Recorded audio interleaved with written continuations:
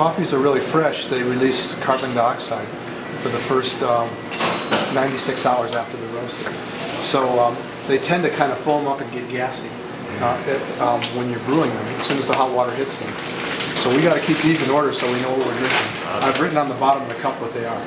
So it's a blind tasting, right? Yeah, if you know what you're tasting, it's not good.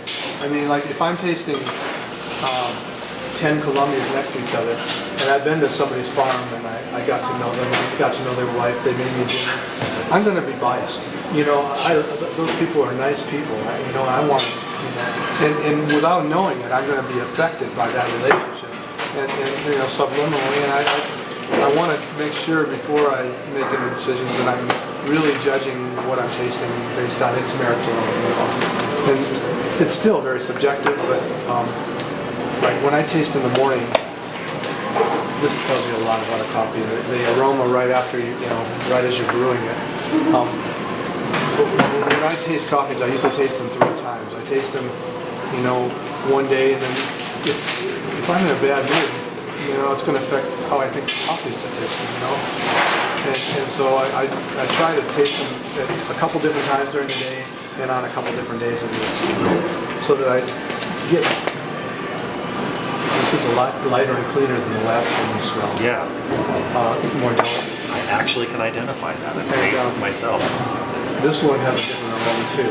It's been sitting a little longer, so it doesn't taste the smell as prominent. So you just take a little bit in your spoon like that, and you want to. We use a bigger spoon so it dissipates the heat a little bit. You blow on it a little, because you want to get it close to room temperature. You taste more at room temperature. Sure. Really hot things. And really cold. The same way with your wines being too cold.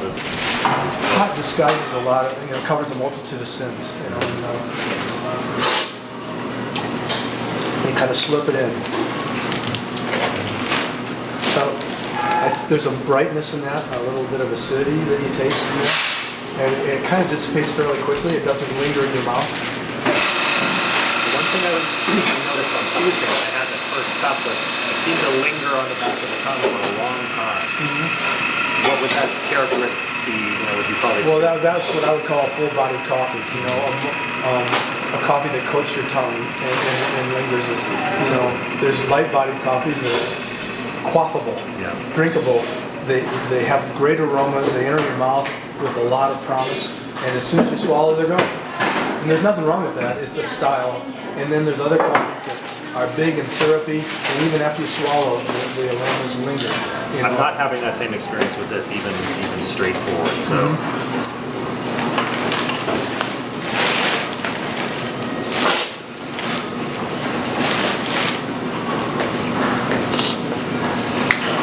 That was a little hotter still, so I don't know. We'll wait another 10 minutes, and as they cool down, they'll go through a metamorphosis. But we can taste those over there, and so you can see the difference as things cool down. All right, I hesitate to use the words that would seem like it seems a little nuttier. Mm-hmm. There's something a little bit, a little bit earthier. I can see how you say that. Yeah. The second one? Yes. Yeah.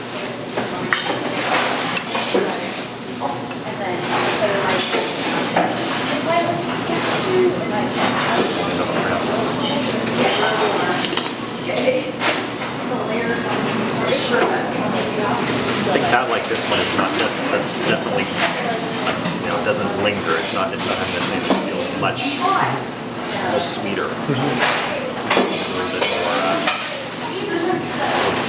clean. It doesn't have the same grabbing the way. This of the 3 so far, this one seemed to have a lot more of that sort of earthiness and nuttiness that seems interesting. This just looks darker, so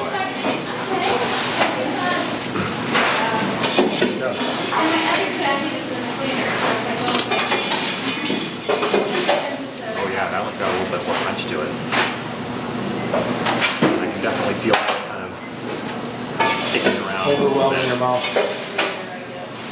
Maybe not overwhelming, but it's definitely, I can feel it. And this is what was familiar to me from Tuesday, was that it's like, yes, I can see that this is going to be, if I don't wash that down. What flavor was most interesting to you?